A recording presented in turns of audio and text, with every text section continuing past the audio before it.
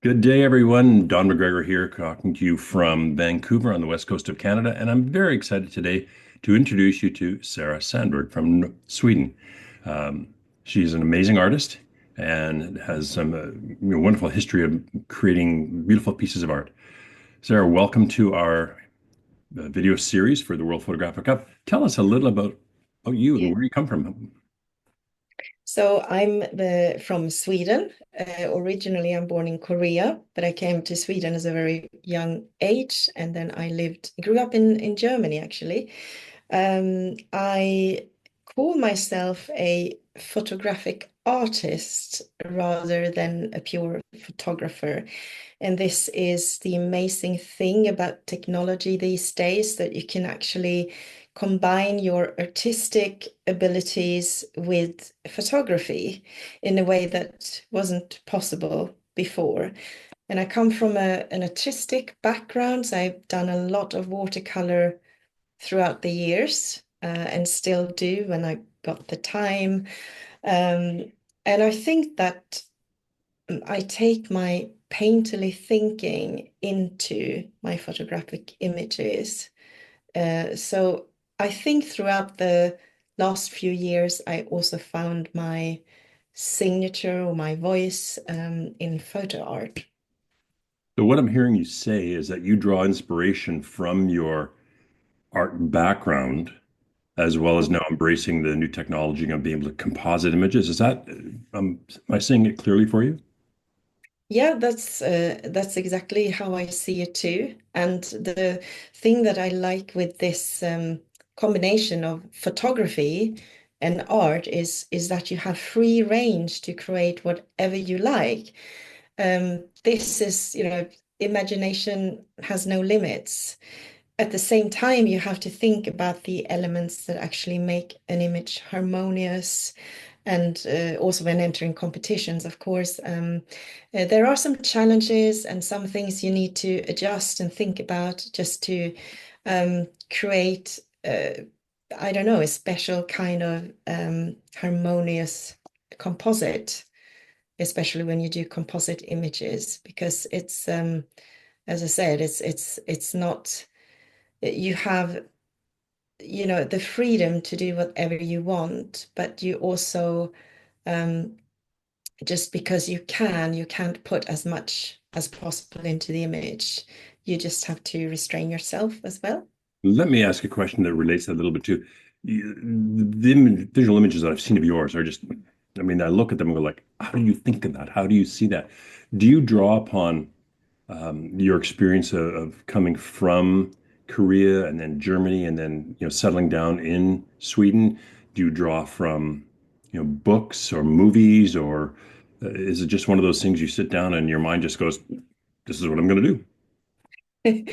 Well, I think it's more like a personality thing. I think it's my inspiration comes foremost from nature, from the things around me, from personal experiences and feelings. I like to watch movies, for instance. I like to travel, read books. I think an idea can come from um, a moment of inspiration where I just see a vision in front of me. It can be spurned by an object that I see that I think that I need to do something with it.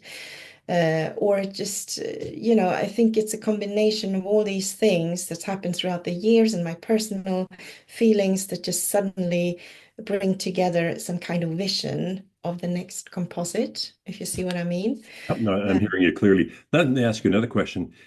Image competition for many people can be quite intimidating. It can be a little bit scary, fear of failure, fear of being critiqued, sort of thing. You haven't been doing this for all that long in terms of competition. Guide us through a little bit about why you do it and what drives you to enjoy being involved in the competition side of things. So you hit it on nail, I would say. I mean, it can be very intimidating to be part of competitions. Um, the reason why started to enter competitions is that I needed some kind of feedback for my images in the start. I didn't know whether they were good or not. So for me, this was a way to gain feedback, gain constructive criticism, and see how, it went. And obviously, I started to um, get awards for nominations for different things. And I thought, obviously, I'm doing something wrong. And obviously, that motivated me to do more. Um, Saying that, I think that it's really important also to still stay true to yourself. And my experiences from competitions is that what amazes me is that obviously there are criteria. There is one and the same criteria most of the time where judges look at composition, impact, have they seen it before, the technical skills. But you can end up number one in one competition, and in another competition, you're not even mentioned. So it's then it makes me think it very much depends on the competition rules, the individual judges. They are also human. They come from different backgrounds, different perspectives, and give their view of things. So it's a combination of all this. What kind of an impact has this had on you representing your country, Sweden? I was about to say the wrong country, It's close. Sweden. um, Um, Tell me about yeah, that. I mean, I think it's been an amazing experience to represent one's country. And I experienced it firsthand last year when I participated in person at the Swedish Championship and got to know my fellow photographers and competitors. And you would think that um, we're all competing with each other, but actually, it's what I felt when I was there is an amazing um, it's an amazing feeling of camaraderie and friendship, and we really encourage each other as a group, and we are happy about each other's successes. So it also motivates you to, you build connections and networks, and it's a very great way to feel that you're part of a community. That's exciting. That's one of the goals that we've always had with the World Photographic Cup is to build friendships and a sense of community outside of your own country as well, but to spread your wings and meet people from other countries and share and learn and grow together.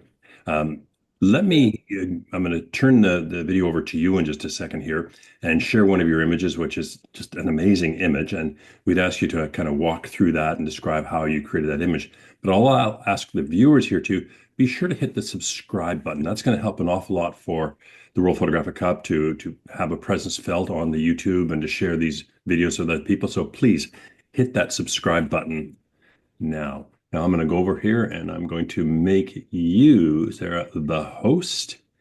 And now Yeah. you can share your screen and tell us your story of this image of the well. Right. I hope you see something now. This is perfect. Yep. We see your screen.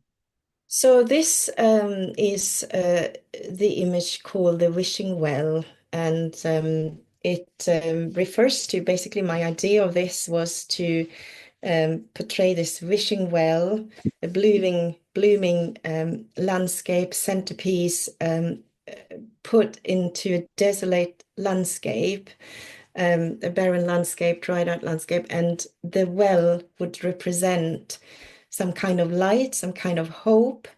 The animals have found refuge around this well, and the wishing well, it's like you had when you were small, you throw a penny in and you make a wish, and maybe the story for me would be the animals, they hope for a better future, than that they live in, as opposed to what they live in now, which is an environment destroyed by climate change, by the way we humans live our lives. So This was the idea behind. And the way I do my composites is I often start with, I take this off. I often start with I work from back to front. I start with the backdrop, which is usually the sky. I like dramatic skies, they add atmosphere to an image. I cut different elements of the ground into pieces, stretch and transform it. I add the sun in there. The sun is just a picture of the sun that can be used also as you see here, that kind of picture can be used as to lighten a certain part of an image. And then we go further up. I found that I hadn't darkened the tree too much. I use blending modes for that. I hardly ever use like modes in the normal mode because when it comes to competition, for instance, there are some competitions where you're not allowed to add pixels to the images, and this you would do by adding normal blending mode. So every element has to be photographic. Um, in the APP, the Australian Photographic Prize, for instance, this is the case. So I try to make all my images with blending modes if I need to darken something. This is the well extracted. Originally, it looks like this. So a lot of work goes into the extraction of elements. Let me Uh, yeah. interrupt you for a second.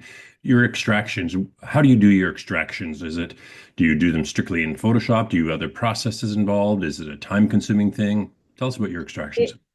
I think that it's the most time-consuming element of a picture. And Photoshop is good, it's getting better, but it can never be so good that it can. I show you further on in the picture of the vegetation that I've extracted. You know, you really need to go into the detail and I use layer masks, like in this case, and then I paint around the edges with a black brush to cover to get the outlines correct, and then zoom in just to make sure I don't make any mistakes. So what I'm hearing you say is you say you're using Photoshop to start with, but you are manually tweaking or enhancing your selections. Is that what? Yeah, that's right. I mean, Photoshop is good with selections, but it will never be good enough. I don't think so for details such as certain details, vegetation and stuff. Sorry. Um, I I add light and shadow, usually by painting in shadows. Here, you have to be very specific about the contact shadow. The contact shadow is almost always darker towards the ground. I put in adjustment layers, adding lights on top of the well, and certain color adjustments. And here now comes the flowers, for instance, and those are hand painted out every single detail. Um, it's probably not the right order of every image since when I go along, I see the image coming together. I see, for example, I need to blur this image because otherwise it's just look too much pasted in. So it has to be coherent with the rest of the image. I add the flowers, I do highlights, always thinking about the light source from which direction it comes. I add the factory here. I was lucky that, for instance, here it's a photo that is I've taken off the color completely, and that means also it's quite similar to the rest of the background, which makes it possible to just use a lower opacity to make it blend into the background. Then comes the animals around the well. You see at this stage all look very much pasted in. So this is something that requires detailed work afterwards. You think about the shadow, contact shadow, highlights, and where the light source is coming from. And I do that then with every following animal, like such, uh, and work my way through the composite, work more of start to build the flowers around the ground. And as you can see here, you know, every single flower had to be extracted from the background. Um, and you know, copy certain flowers and you put shadows in like so, and gradually build this composite. This is a very time-consuming extraction work. Sometimes also just individual petals that you layer over each other. The million dollar question, how long did this take you? Quite a few hours. I never really measured because it's a process of could be several weeks. I can have it lying for a week without doing anything. But you know, I think it can take up to 200 hours just to work on one image. And that doesn't include the, you know, you have to count in the going out and take the photo work as well, and then sorting through the photos and select the photos. So it's a full process if you want. Here you have a flower in front of the owl, some further adjustments, birds, the bird at the well here and the shadow. So you have to think about all these small details. You can't really leave anything out because that would just jump out as a mistake. So I think this is what takes the most time, just to make sure everything fits together.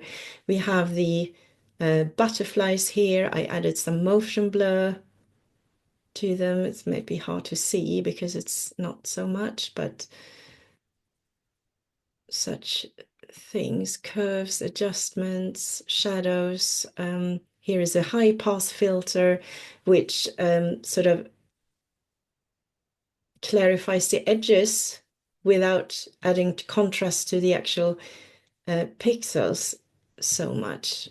I think it is. And then further butterflies, um, birds up in the sky, Gaussian blur, motion blur.